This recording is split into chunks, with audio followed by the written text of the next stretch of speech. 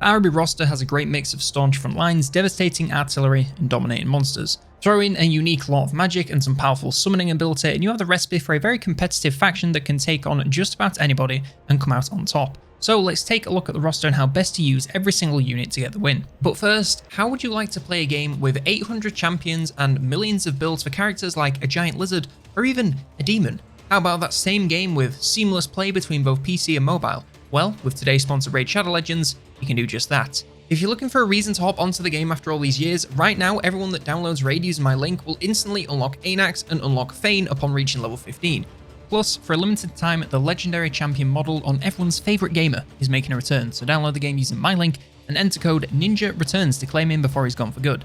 He'll be in the shop for existing players until the 20th of August. All you need to do is log in for 5 days and he's all yours. There's no better time than now to come back to Raid, so if you stop playing, scan the code and hop back in with all of these sweet free bonuses. If you've been living under a rock and haven't heard of it, Raid is coming up on 5 years old, and in that time has had 250 million downloads and still maintains a 4.6 out of 5 average score on the Google Play and iOS store. On top of all of that, how would you like to get a VR headset, handheld gaming console, or a drone with a low price of totally free? All you have to do is follow these simple instructions to be in with a chance of winning. Head on over to the event website, upload a recording of yourself playing the game, and make it as exciting as you can. The grand prize winners will be selected by public vote, so make sure you do something that makes you stand out. The top 12 submissions will win a gaming handheld, VR headset, a drone, and Amazon gift cards worth up to $2,000. But even if you don't win that, you'll be entered into a prize draw for a bunch of in-game loot, so you can't really lose. So don't waste any more time, check out Raid using my link to join the fun, and while you're at it, join the damned clan in-game so we can all get raiding together. One more time, use the link below or the code on screen to get all kinds of free goodies in the game, and thanks to Raid for sponsoring this video, and now, back to the units. First up, let's start with the Legendary Lords. First we have Fatandira, still don't know how to pronounce that one. She's a strong hybrid weapons fighter. She has great melee stats for both attack and defense, and a decent anti-infantry damage, but she will struggle against high armor. She can do great on the front lines as a damage dealer early on, and as well as this, she also has a strong range, ammo, and missile strength. It's still not a lot of armor piercing, but it does have a bonus versus large and makes her strong versus less armored monsters and cavalry. Use her for either job depending on what you need, and prioritize keeping her at range to keep her alive for as long as possible. She has the choice of 2 mounts. Barded Warhorse gives her more speed and charge bonus, but larger hitbox. She can be used the same, but now against firing position, much faster. I would be more careful about the melee, as the large size could make her die a lot faster. And she also has Secure. This grants her tons of speed and flight. She drops some melee defense, but gains charge bonus and some weapon strength. You can still use her the exact same, using the flight to get strong at firing angles. Now only attack units that you know she can take out, and don't send her in alone, as she can easily get surrounded and taken down. The Golden Magus is a spellcaster with access to a mix of the laws of heavens, fire, and the deep, with plenty of damage. Outside of casting power, he's an okay melee combatant. He has decent melee stats and fire damage, but low armor and armor piercing, which means low threat, low armor targets are his only really viable use. Focus on casting and keeping him alive instead of worrying about fighting for himself. For his mounting options, he has a camel. This grants him more speed and charge bonus. Use him just the same using the enhanced speed to get into casting positions and stay out of combat a lot easier. And the Golden Skiff. This is now a flying airship gaining tons of HP and armor at the cost of dropping speed, melee stats, weapon strength, and charge. It can now use some extremely powerful ranged attacks with massive range and damage, and can also use broadside abilities for extra burst. He slows all of his spells to keep up the casting as well as finding a good firing position. Still, keep him safe as a large hitbox is easy to focus with ranged, and if anything fights him in melee, he will definitely lose. And our final legendary lord is Sultan Jafar. He's another casting lord. He's even weaker than the Golden Magus, so be sure to keep him spellcasting and out of combat. He has a mix of the laws of death, shadows, and djinn with some strong damage spells. He's a simple spellcaster with a trick up his sleeve allowing him to transform into a djinn. This form is a much stronger melee fighter and can still use all of his spells. He has great melee stats and armor piercing damage. Get him on the front lines against basically anything and he'll do pretty well. Just look out for damage focus in melee or from a range, as he's a lot bigger in this form. The one major downside is casting spells in this form will drain your magic reserves as well as the active pool, so you can quickly burn through your magic if you're not careful. I'd either stick with human casting or go djinn melee mode instead of trying to do both. Mehmed the Butcher is also a semi-legendary lord unlockable in Sultan Jafar's campaign. He's a straightforward frontlines lord with decent armor, strong melee stats, and good non-armor piercing damage. He's great early on the front lines versus less armored troops, but will fall off as the game goes on. Not much else to say, he's just a very simple melee fighter. His mounting options, he has the Barded Warhorse, the Radiant Pegasus, which drops a little armor from the horse but gains flight, more speed, and some charge bonus. This lets him get around to fight anyone wherever they are, so just give him support and avoid staying in one place for too long to avoid being an easy target for enemy ranged. He also has the Royal War Elephant. This loses the flight and a ton of speed but gains a lot of HP and armor, as well as armor piercing damage. He's now a frontlines monster that can take on hordes of infantry all by himself, Add on the constant ranged damage from the team riding the elephant and it'll rack up a ton of value from just being near the front lines. The one downside is the size, so beware of enemy range damage as focusing him down will be an easy task. For the non-legendary lords, we have the Sheiks. These are quite literally just a worse version of Mehmed. Use them the exact same in this form and all of the mounts. Not even going to do battle footage for this one because it is literally just the same. Our other generic lords are the Grand Viziers, and these can come with the Lore of Djinn, Heavens, Life or Fire. These are very standard caster lords. No rule use outside of casting spells, so keep them back and safe out of combat so they can do so for as long as possible. Avoid melee damage against anything better than Skaven slaves as they will not do any damage and will likely take a lot for themselves. For their mounting options, they have the camels, flying carpets. These gain flight and lots more speed over the camel, still use that speed and maneuverability to keep him safe and out of harm's reach so he can keep casting wherever and whenever it is needed. And the Djinn carriage. This drops the flight and speed to gain a lot more armor and HP as well as armor piercing anti-infantry damage, but I wouldn't count on it. Instead, use the summoning ability to bring an extra unit onto the battlefield. It is sad to lose the speed and makes casting a little less speedy, but the summon can do some great work, so it's worth the loss.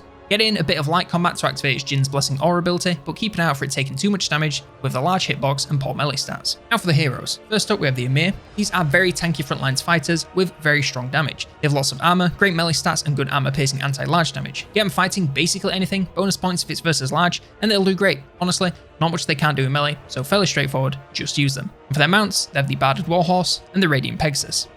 Their Shishins are quite a bit weaker than Fatandera and work more like support hybrid weapons rather than damage focus. Both melee and range deals poison damage, so they're great focusing down damage dealers on the enemy force and bringing down their efficacy, such as lords or single entity monsters. I'd stick to ranged as much as possible, as their armor isn't the greatest, so even with the great melee stats, they could go down fast. The range isn't huge, so they still need to get fairly close, but if you can keep them on your side and skirmishing, they should do alright. And lastly, we have the Magician, and again, these come with the Laws of Djinn, Heavens, Life or Fire. I mean, they're just weaker versions of the Lords. Use them the same to cast and avoid all combat, simple as. For their mounting options, they have the Camel or the Flying Carpet.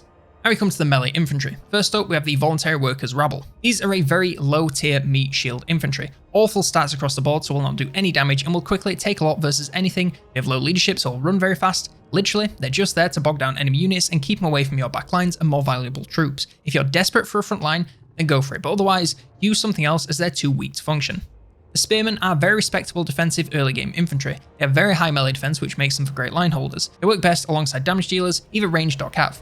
Attack and weapon strength is okay, but not amazing. Armor is also quite low, so beware of ranged focus, especially if they can't shield it. As long as they have support, they should do great. Warriors compared to Spearmen are much more offense focused. They lost some defense to gain as much attack, as well as a little more weapon strength. Not extreme damage dealers by any means, but will do a little more over time than Spears. This is at the cost of also taking more damage, so it is a bit of a trade-off. I'd still support them, just now you'll really want to focus on constant attacking to keep up the pressure from the added frontlines damage. Corsairs are even more offense focused. They drop even more defense to gain a little extra attack, speed and charge bonus. The real change is the missiles. They're short range and limited ammo, but will deal a little extra burst damage before combat hits to make their melee jobs a little bit easier. Once they are in melee, the damage is good, they're just a little bit squishy with low defense and armor, so keep support nearby to ensure they win combat fast before they take too much damage. Pit fighters are moving back towards defense. These have really great melee stats, and their defense being extremely high makes them great line holders. Damage is also decent but non-armor piercing, so against tougher targets, they'll need lots of support. Just a really great line holder for a very long time, so use them as such and bring in other units to do all the real damage. Palace Guards drop quite a bit of melee stats but gain a ton of armor and some anti-large armor piercing damage. Against non-armor piercing, they'll be plenty tough, but against more elite units, they will quickly chew through them. Their defense isn't that low, so they'll still be a decent line holder, just move quickly to avoid them taking too many hits before the real combat gets going. Their damage is also pretty strong against anything you put in front of them. We're not totally relying on them as damage dealers, so the fact they do any is just a nice bonus. Plus, when their lord is nearby, they're basically unbreakable with their famously loyal ability. Dervishes drop a ton of armor, but are unbreakable and have some great melee attack and non-armor piercing damage. Against less armored infantry, they'll do great, but against anything with armor, they're not going to get too far. The defense is the same as the guards, so not bad, but not great, and with low armor, they'll go down fast. The unbreakable is nice and means they'll fight to the last man, it just might come to that quicker than you'd like. And lastly, these Southlands Warriors. These are more damage focused than Palace Guards. They drop some armor and defense to gain more attack and armor piercing damage, this time with a bonus versus infantry. If you want to take out enemy infantry as fast as possible, then this is the unit to do it with. Sadly, their defense isn't the best, so they will take a lot of damage whilst doing so, plus no shields means they can be easy targets for enemy ranged, making them a lot less effective once the lines do clash. They can do good work, just give them a clean run up to frontlines combat and throw them some support to take out enemies faster. Moving on to the ranged infantry, first up we have the bowmen. These are a fairly standard early game ranged infantry unit. They have medium range, good ammo and decent non-armor piercing damage. They will be the first units to support your front lines, so use them to focus down key targets, especially if they lack much armor. Against tougher targets they will punch through in enough numbers, but not very efficiently, so if you can find a low armor target, then focus that instead. They have a good firing arc so can stay at the back, nice and safe, no problem, just keep them out of melee. The Nomad Trackers gain more range and a bonus versus large alongside a bunch of other stats, but it doesn't really affect how they can be used. They still want to stand at the back and use the enhanced range and firing arc to pick out targets to support the front lines. If you can find something large for them to shoot at, then even better. You can use their vanguard to spawn them in the flanking location to get clearer shots, just be cautious they don't get spotted, as they'll go down fast if caught in melee. And lastly, the Jezzails. These have the most range of the lot, but now we're talking about a flat firing arc, so against anything non-large, getting an angle will be needed. The armor piercing damage is also increased, so versus tougher targets, they'll have no problem punching through. Use that vanguard to get them in a flanking location and wait until the lines clash to reveal themselves, so they don't get caught out in melee, as they will still go down instantly. Against larger targets, they can fire from behind your other units no problem, so just adjust your setup accordingly, depending on what you're up against. Next up, Cavalry and Chariots. Camel Lancers are a super early game cycle charging unit. They have low melee stats and armor, which makes them pretty useless in sustained combat against anything stronger than weak ranged troops. 40 charge isn't bad early on, and they will do the job in a few charges on most early game units, as long as they're pinned between them and some front lines. Their speed is about on par with other early game cav, so they're plenty fast for getting around enemy lines. Plus, with the Vanguard, it's fairly easy to start them in a hidden location and launch their charge when least expected.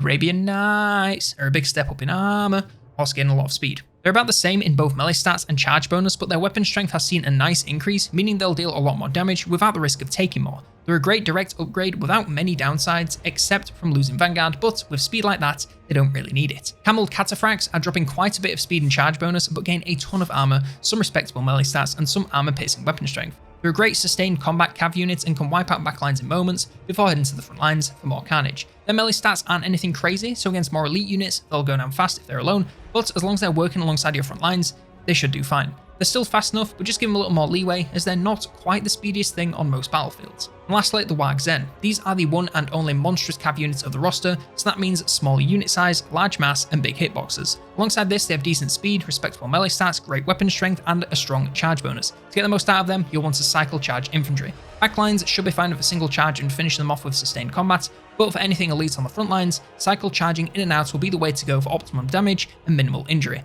As long as they stay on the move, they should be safe from missile fire, just focus them first so the threat is totally removed and they're free to do whatever they want. As for the missile cav chariots, we have the Camel Archers. These are pretty much Camel Lancers but with bows instead. Of course they drop all their melee stats, making them basically useless at both charging and sustained combat, but they gain some medium range missiles to make up for it. The damage is the most armor piercing, but they can skirmish pretty well and use their speed to get on the flanks for easy shots. As long as they're in position and firing for the full battle, they'll rack up a little bit of value. Just keep them out of melee, as they'll die in moments against basically anything. Desert Riders gain a ton of speed and a nice chunk of missile strength at the cost of half of their range. They can still work well as skirmishers, only now it'll be even riskier to get off shots with how close they'll need to get. They're still useless in all forms of melee, so keep them well out of that against anything. Just use that extremely high speed to keep them out of harm's reach and focus their fire onto any low armor key targets to make the most of their missiles. Flying Carpets are an extremely quick flying cav, but pitifully weak against all forms of damage. Armor that low makes them die in seconds to anything ranged or melee, so keep them away from any harm. Aside from this, they get their range back and have some decent non-armor piercing damage, so can do well against less armored targets. Against tougher foes, they'll struggle to punch through,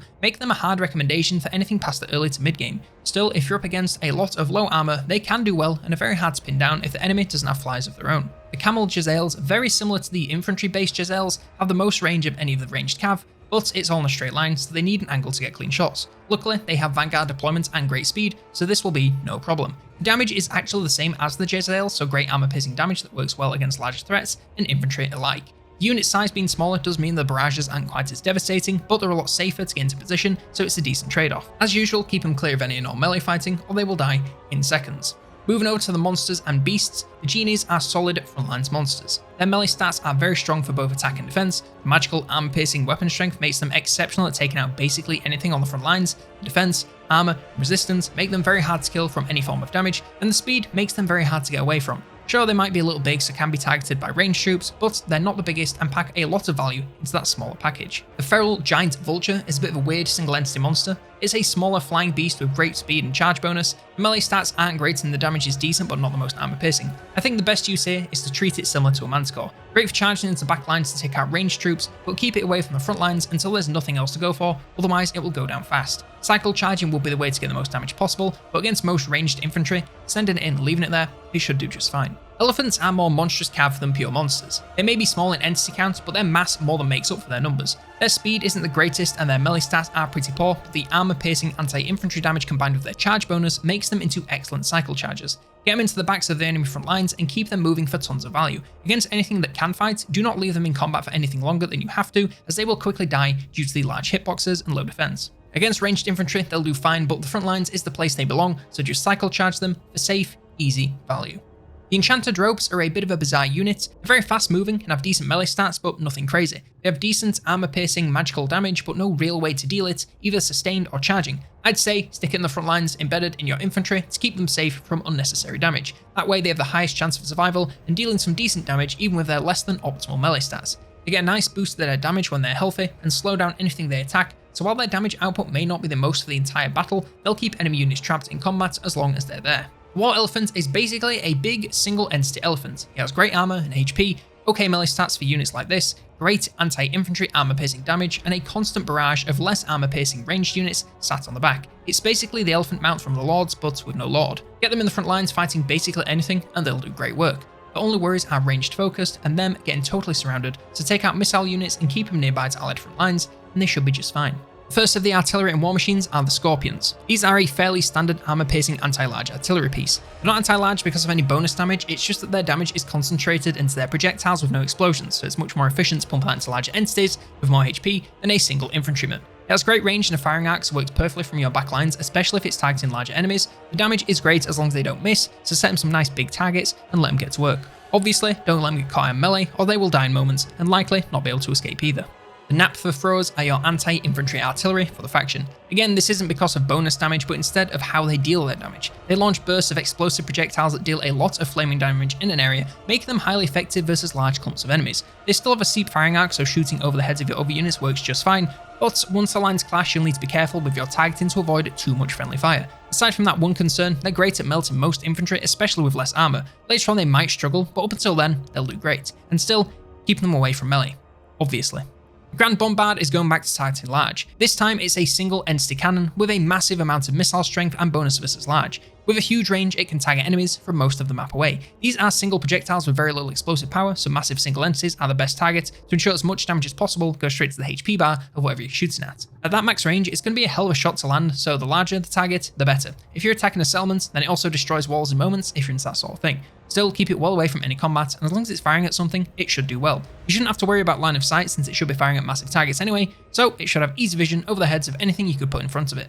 And lastly, the Djinn Carriage. This is pretty much the same as the mount for the Grand Viziers, but they have more options of what Djinn they'd like to summon. Still more of a support unit than anything to be used in combat. Just the same, stick it in some light combat, but prioritize getting those summons off first and keeping it live in the front lines to spread its auras. You have the choice of 4 summons and they all share an essentially infinite cooldown, so think of it as a one-time use when making your decision. And unlike other summonable units, they're here permanently for the full battle, so you don't need to worry about them dying before you can do anything because they run out of time.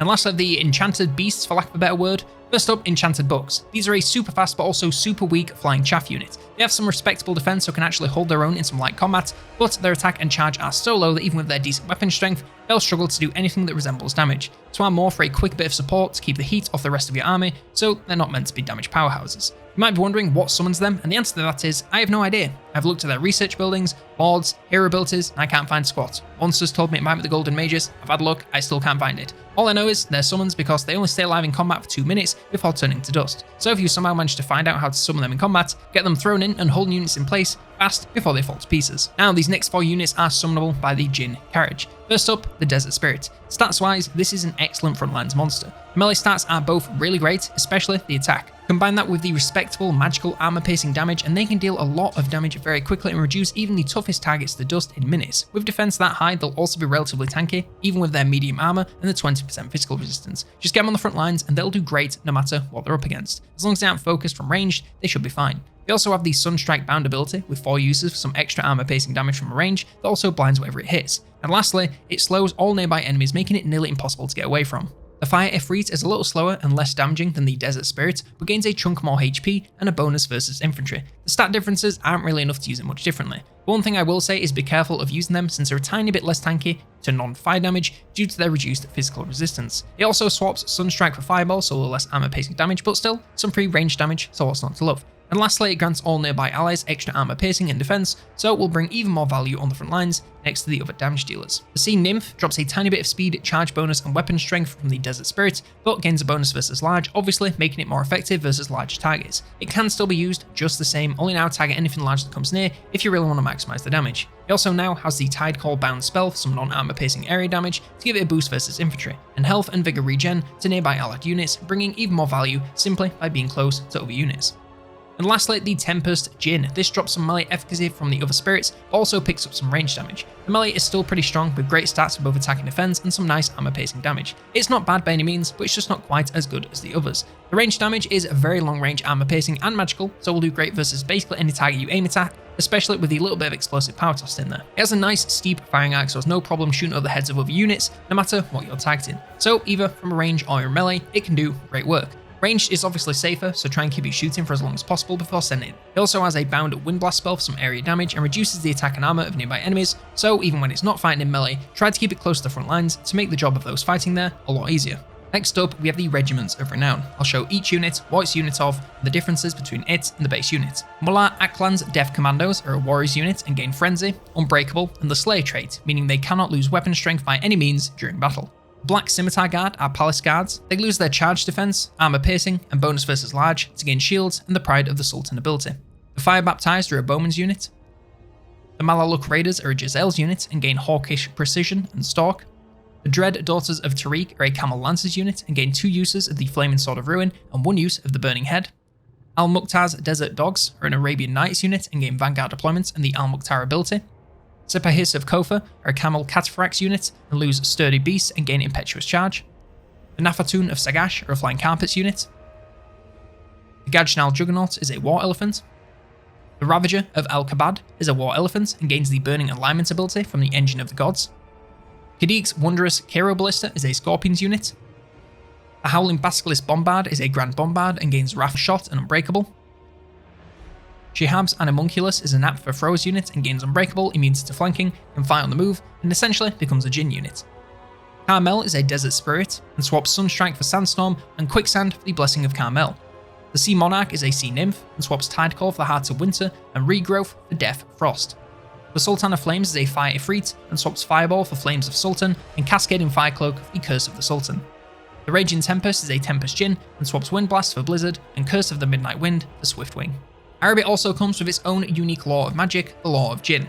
The spell passive is the Blessing of the Elements, and it grants all allies within 55 meters of the caster magical attacks whenever they cast a spell. Mirage summons a unit of illusory spearmen that degrade over time. Since they have no stats, they're really just there to bog down enemies, so are useful when you want to stop a flank or hold units in place for a short time. It won't last long, so make sure you use time wisely to reposition vulnerable units or bring support over to take out the target for good. All the overcast does is make them last longer. It's just the same as the base spell, but if you need them to stick around a bit longer, this is the option. This only means until they turn to dust. They can still die just as easy, so if against something elite, it might not be worth it. Burning Hand deals non-armor piercing damage in an expanding tear shape. This is useful for dealing some damage to non-armor targets. Damage isn't crazy, so don't expect it to wipe anything out, but it will be useful in the early game for giving your front lines some support. Target it well to avoid friendly fire. The Overcast increases the amount of armor piercing damage. It's pretty much the same, only now it deals bare damage versus bare armor.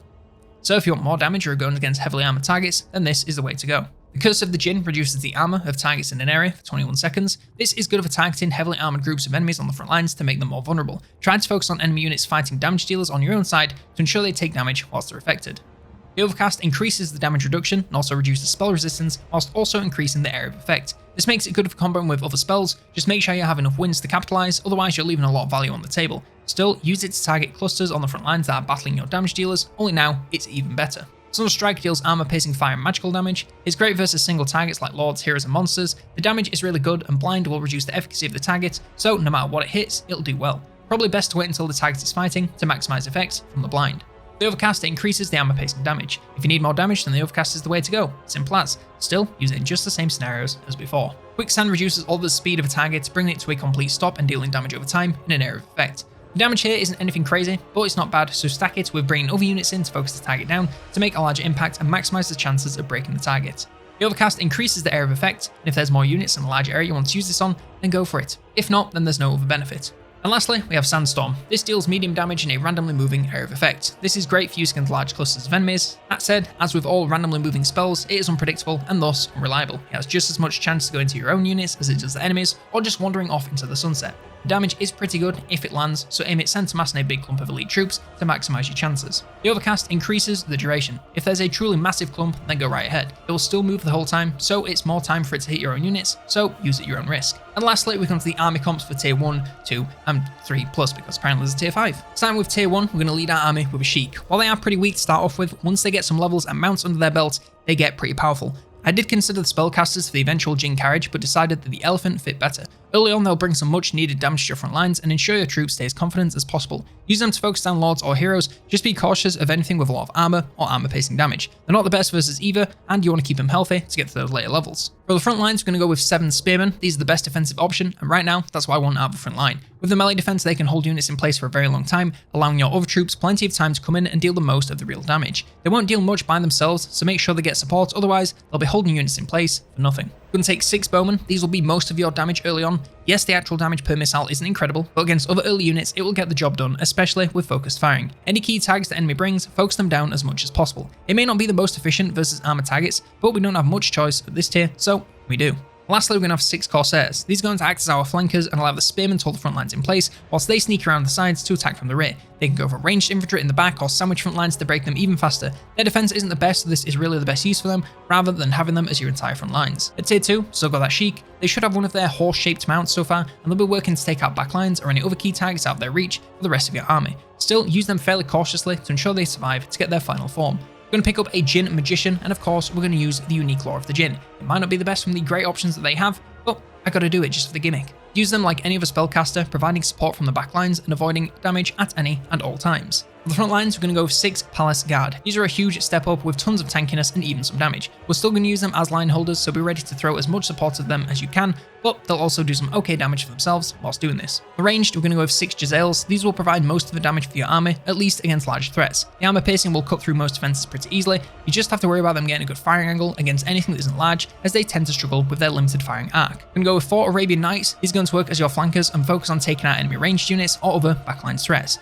They can coordinate with your lord to focus hard to reach targets with that high speed before coming back to clean up anything left on the front lines. And lastly, we're going to go with 2 Napfoot Throwers. These will be focusing on the front lines clumps to take out as much infantry as possible. Manually set their tags to make sure they get some good shots off on the approach, as once lines clash, they can be a touch risky with the friendly fire. And lastly, at tier 3, our Sheik should be on their elephants, so be a major threat on the front lines, taking out tides of infantry with ease. As long as they're not getting focused with missiles, they can wade in pretty confidently without too much risk of themselves. The Djinn Magician should be on their flying carpet mount and use that high speed to zip around the map and get cast off wherever needed. Still, avoid combat at all times and they should be fine. For the front lines, we're going to go with 6 Southlands Warriors. These are a bit of a lateral move from the Palace Guard. They have less defense, yes, but with the rest of the comp, that extra damage on the front lines will help snowball to a quick win if you do everything right. They deal great anti-infantry damage, so they'll be focused on enemy front lines alongside the Lord and other monsters, and with any luck should break through to the rest of the army in seconds. We're going to drop a couple of Giselles to make room for other units, but we're using them just the same to focus down large threats. We're going to pick up 2 Wagzen. These are a nice heavy cav that will have no problem taking on enemy ranged and wiping them from the map in seconds. They can also charge the rear of the front lines if there's no ranged units left,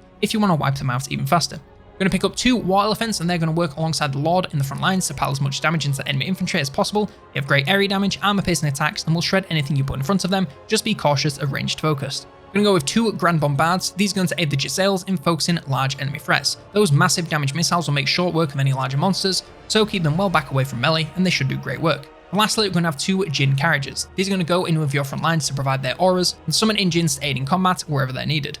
All 4 Djinns are strong in their own way, so it all really depends what you're up against and what you need, whether that's slowing, regen, fire damage, or some ranged firepower. Now some final thoughts on my review of the battle part of the faction. Overall, this roster and the faction on the whole feels like a DLC. Every unit here has a purpose, while some may be pretty niche. It's not anything worse than the official faction, so I'm fine with it. They're pretty strong and have some great units in every category, and everything just fits their vibe and theme perfectly. I love that we have the people of the cities and deserts, and you can tell which are which from just looking at them. It would be cool to see some unique passives from fighting alongside units from the same branch, but that's just a minor RP change rather than anything balance related. Lore of Magic here is another that feels straight from the game. I mean, it's probably because most of the spells are recolors of other spells from other lores, but still, it fits, so I'm happy. And if you really care about that sort of thing, this faction feels really well balanced. No unit here is incredibly overpowered, and if I rank them against official factions, I don't think they'd even be in the top 5, and that's fine because those at the top are pretty crazy. They're still strong enough to compete and a lot of fun to use and watch in battle, so I'm extremely happy. And that's everything I have on the battle side of Araby. Let me know what you thought in the comments below, as well as any other mods you'd like me to check out.